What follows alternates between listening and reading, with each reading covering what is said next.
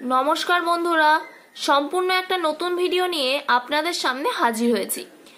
আজ আমাদের রেসিপি হলো টক ঝাল আমের আচার। প্রথমেই আমি আমগুলোকে কেটে রোদে শুকিয়ে নিয়েছি। রোদ্রের যা তেজ তা 2-3 ঘন্টায় রেখেই আমাদের শুকানো হয়ে গেছে। গরম কড়াইতে আমি দিয়ে দিলাম অল্প সর্ষের তেল। সবার প্রথমে আগে দিয়ে দেব শুকনো লঙ্কা। এবার এগুলোকে একটু ভাজা ভাজা করে নেব। এবার এতে দিয়ে দেব 5 ফোড়ন। এবার এতে কেটে রাখা আমগুলো দিয়ে দেব। এবার একে একে সব আমগুলো আমরা দিয়ে দেব। এই আমের আচারটা আমার ঠাম্মার হাতের। এবার আমগুলোকে আমি একটু ভাজা ভাজা করে নেব। এতে আমি দিয়ে দেব 500 চিনি। আমাদের আম খুবই টক বলে আমরা 500 চিনি দিচ্ছি। আপনারা আপনাদের আমের টক বুঝে আপনারা চিনি দেবেন। যতক্ষণ না চিনি গলবে ততক্ষণ এটাকে নেড়ে যেতে হবে। এতে আমি দিয়ে দেব একদম সামান্য পরিমাণে জল। জল দিয়ে খুব ভালো করে নাড়তে হবে, নাড়া থামালে হবে না। চিনির রসে দেখুন কেমন আমগুলো ফুটছে। চিনিগুলো কিন্তু আমার পুরোটাই গলে গেছে। আমি কিন্তু এতে ওইটুকুনি জল ছাড়া, আমি তো আপনাদের দেখিয়ে দিলাম কতটুকু জল দিয়েছি, ওই জল ছাড়া কিন্তু আমি কোনো জল অ্যাড করিনি। এটা সম্পূর্ণ চিনির রসে ফুটবে। আপনারা চাইলে এই সময় কিশমিশ কাজুও ব্যবহার করতে পারেন। আমটাকে এইভাবেই নাড়াতে হবে এবং চিনির রসে ফুটতে দিতে হবে।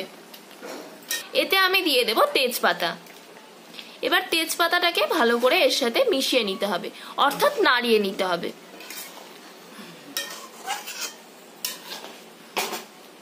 এবার এই ফোটার সময় আমি কোনো রকম নাড়াবো না, অর্থাৎ খুন্তির ব্যবহার আমি করব না। এখন এটাকে আমি সম্পূর্ণ এভাবে ফুটতে দেব।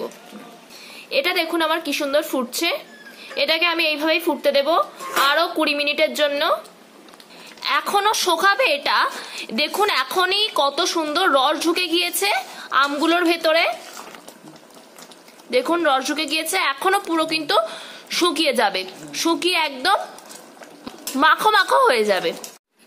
এই আচারটা কিন্তু আমি এইভাবে ফুটতে দিয়েছিলাম। দেখুন কেমন মাখো মাখো হয়ে গেছে। দেখুন আমার আমের ভেতরে কিন্তু একদম রস ঢুকে গিয়েছে এবং এটা একদম মাখো মাখো হয়ে এসছে। আপনারা দেখতেই পাচ্ছেন আমি কিন্তু ওইভাবেই ফুটতে দিয়েছিলাম। গ্যাসটা এই সময় ফোটার সময় একদম আস্তে করে দিয়ে রাখতে হবে। আমি এটাকে এবার নামিয়ে নেব। এটা হলো আমার ঠাম্মার হাতের আমের আচার। এটা খেতে কিন্তু দুর্দান্ত স্বাদের হয়।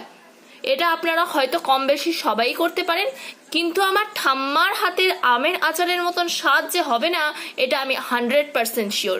এটা এই ভিডিওটা দেখে আপনারা ট্রাই করতে পারেন, আশা করি ভালো হবে। এই আচারটাকে আমি এবার রোদ্রে শুকাতে দেব।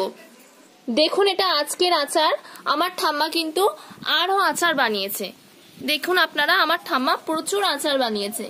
আর এইটাই আমার ঠাম্মার স্পেশাল টিপস, যে আচার রান্না করার পরে ওই গরম গরম আচার রোদে দেওয়া, যাতে ছাতা না পড়ে। তো পরবর্তী ভিডিওতে আপনাদের সাথে আবার দেখা হচ্ছে।